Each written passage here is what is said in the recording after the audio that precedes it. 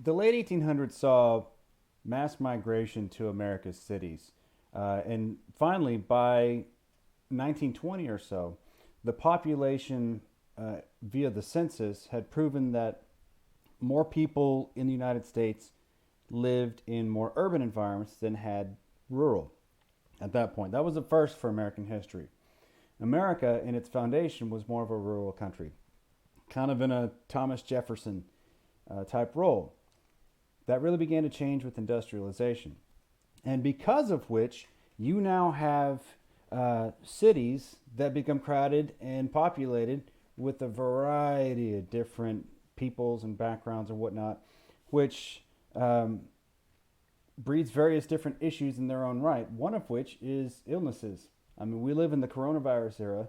One of the things that we're told nowadays is to socially distance ourselves, perhaps wear a mask, or not go out if necessary if you don't feel risked, or be careful about your interactions. Hopefully, there'll be a vaccine soon.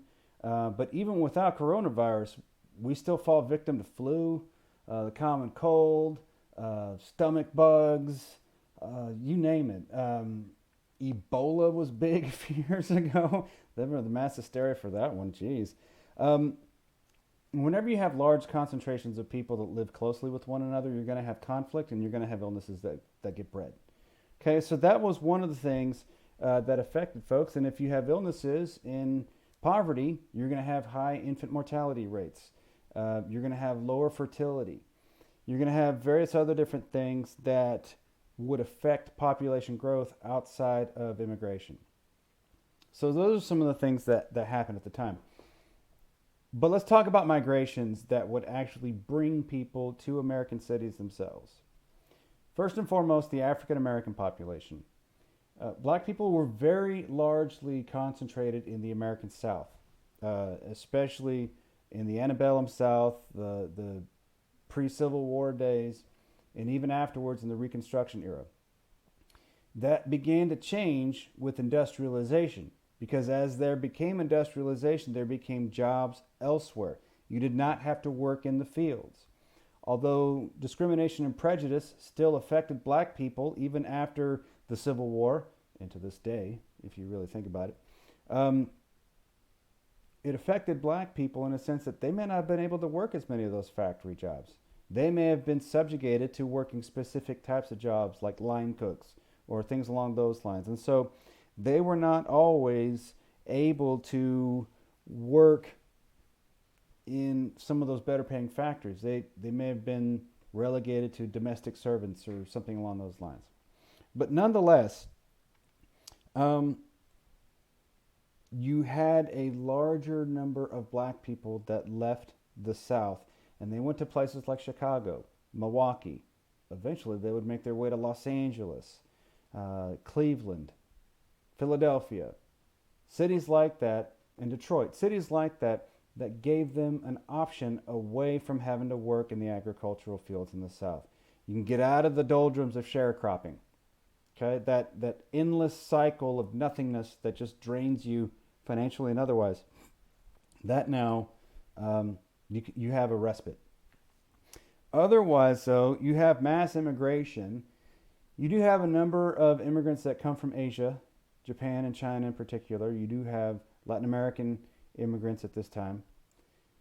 But the overwhelming number of immigrants that are coming to the United States in the late 1800s and early 1900s are coming from Southern and Eastern Europe. In particular, Italy and Poland. You do have Hungarian and Czechoslovakian immigrants, Russian immigrants, ethnic Jews from Eastern Europe. Okay, there's a pretty big reason for that. See, around the Civil War and just before that time, the largest numbers of immigrants typically were German immigrants. You had a number of Irish immigrants during the Irish famine. You had Scandinavian immigrants. Scandinavians and Germans typically came with some sort of financial stability, okay, and they typically brought their families. Irish immigrants typically were relegated to the cities and they worked factory type jobs and they struggled more than the other Europeans that came at the time. In the late 1800s, though, America saw about a 7 times clip, okay, there were about 7 times as many immigrants coming to the United States in the late 1800s and early 1900s than had been the prior 40 years. There are several different reasons why, and we must discuss why so many Eastern and Southern Europeans were coming to the United States. We shall refer to these as push and pull factors. What in their home countries was pushing them out? So in Poland, for example, why were so many in Poland desperate to leave? Well, if you look at Poland in the late 1800s and early 1900s, Poland was very destitute. The majority of Polish population lived in poverty. They did not have opportunities for jobs. They had very few, if any, opportunities to own land. Most of them were very poor, very uneducated, did not have much to their name, and oftentimes they may be persecuted for their religious beliefs, especially Jews at that time. Those are some things that would push them out of their original country. Those are push factors. Gosh, I really love my home country, but my home country doesn't appear to love me back. And it is very hard for me and for my family to make any sort of existence here. And I'm looking for something new, something that I can create, something better. Okay? You had similar instances in Italy. Okay? You have various different situations, especially in southern Italy and in Sicily, to where you have growing numbers of mafiosos that started to take reign in Sicily and southern Italy, but then also lack of opportunity, lack of growth. Maybe you have Sicilians that work in various different agricultural fields and they see opportunities elsewhere to deal without some of the mayhem and lack of opportunity that exists back home. Those are some push factors that oftentimes would lead people to leave their countries. My wife, for example, she is Sicilian American, okay, Italian American, but specifically her family is largely Sicilian, okay. Her family left Sicily in the 1900s, 19 teens or so, for those reasons. They were typically large agricultural families that were poor farmers in Sicily, and they were leaving for better opportunity. And also, there was a growing threat of violence from mafiosos or any other systems that existed in southern Italy and in Sicily that became dangerous. So a large number of Sicilians came to the United States, and then of course southern Italy itself down the boot.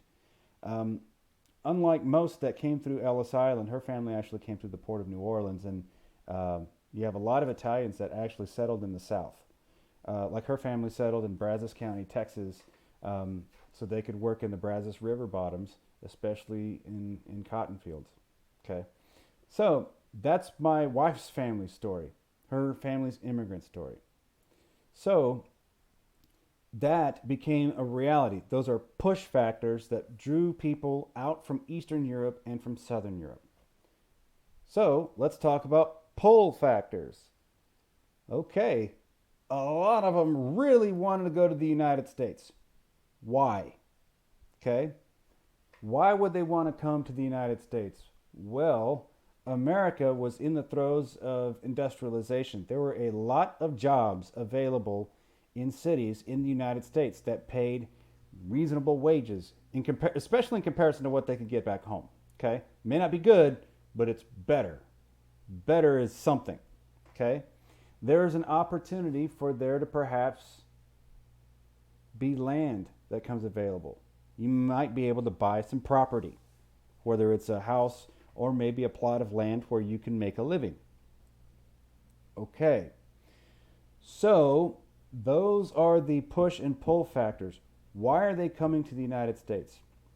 Especially if the United States fought a big war against racism and slavery and discrimination, and immigrants traditionally haven't had the best situation here from a social perspective. Why would they still come to the United States?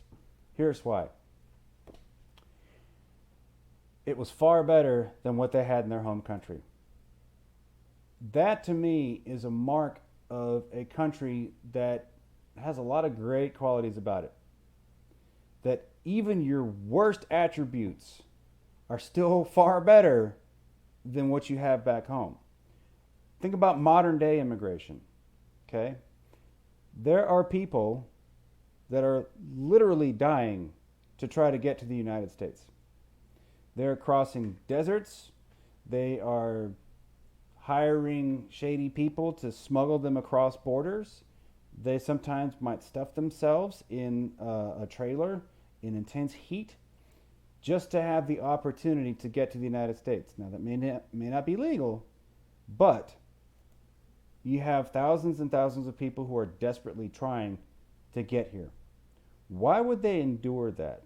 Why would they endure maybe a population that is heavily against them, or maybe sending out various different rhetoric that is aggressive and angry against people who want to come here? Why would they still want to come to a country that's saying those things? Well, two reasons. One, the opportunity for at least something, some sort of semblance of money, an opportunity to maybe make it out of the doldrums exists here. And back in their home country, things are so imperfect and very difficult, if not perhaps dangerous, that it's worth putting up with some mess in order to have the opportunity. America's a highly imperfect country, but people are desperate to want to get here for a reason. Okay? So that would lead to a whole discussion about immigration reform and making things more fair for people who truly want to be here. Let's find a way to make it happen that's more fair. And if people can demonstrate that they are valuable contributors to our society, it should not matter their skin color or their race or their gender, ethnicity, religious beliefs. If they want to be law-abiding citizens and be contributors to a solid society, we shouldn't have problems with that. Okay? My grandparents were born in Mexico. Okay? My mother's parents. Their families came to the United States shortly after this period, right about in the World War I-ish type era. We're going to talk about that in a little bit. So I also have an immigrant background in my own family, in this case from Mexico. My grandparents were born in Jalisco. So that is something that resonates with modern day immigration. The push and pull factors of the cities became very important in regards to how and why immigrants were coming to the United States. Now let's look at the cities themselves. You have various different ethnicities that would come to places and register their immigration at Ellis Island in New York City. And if you've never been, I urge you to go. America has a very fascinating immigration history, and our story is great. We're a huge melting pot. Okay? Ellis Island is where some of America's best immigrant stories begin.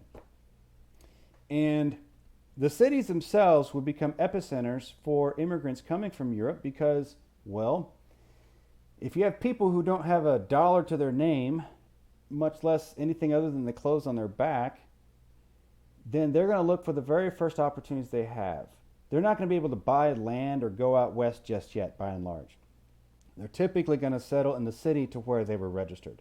So New York was a very large immigrant registration center, and because of which you developed various different populations of all these immigrants in New York City.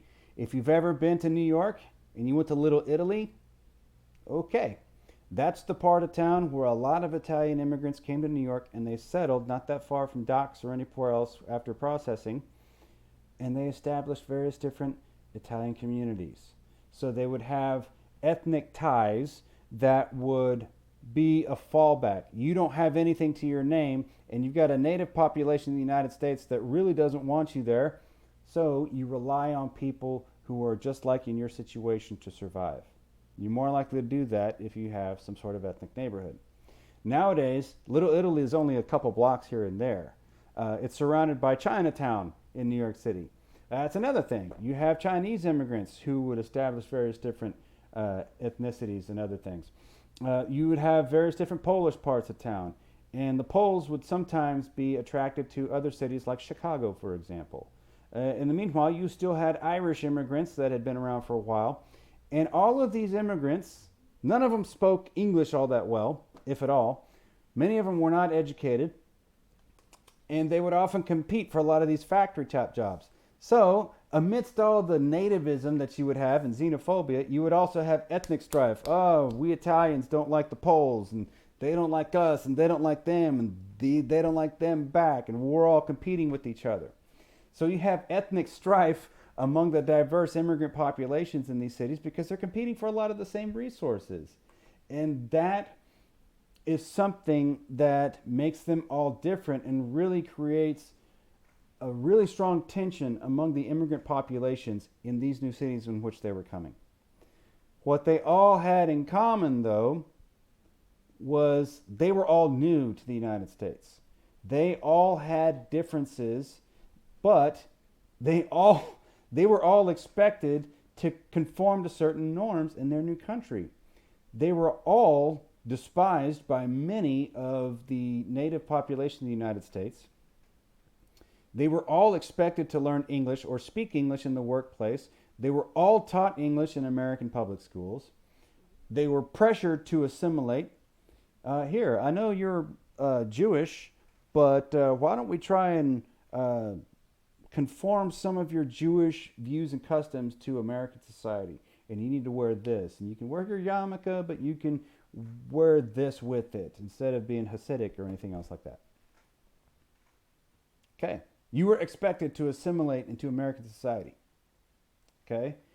That was largely out of fear. People don't like people who look different. Imagine that. Okay. Some things don't change. Okay. The strife that you see with immigration to this day is nothing new in American history. Doesn't make it right, but it's nothing new. Okay. And eventually things evolve over time and things improve. But at that time, just had there been the Chinese Exclusion Act in 1882, there was an attempt to limit immigration around this time. Problem: you have so many jobs and so many people wanting to fill them, you still need labor. So even though if you're a native born American and you don't like all these immigrants coming, okay, you still need them. And you might be able to kind of manipulate them into various different ways, maybe with lower wages, maybe force them into various other different situations. But otherwise, though, things would become different. You have those push and pull factors, why they're leaving their home country and why they're coming to the United States. Okay? America's face is changing.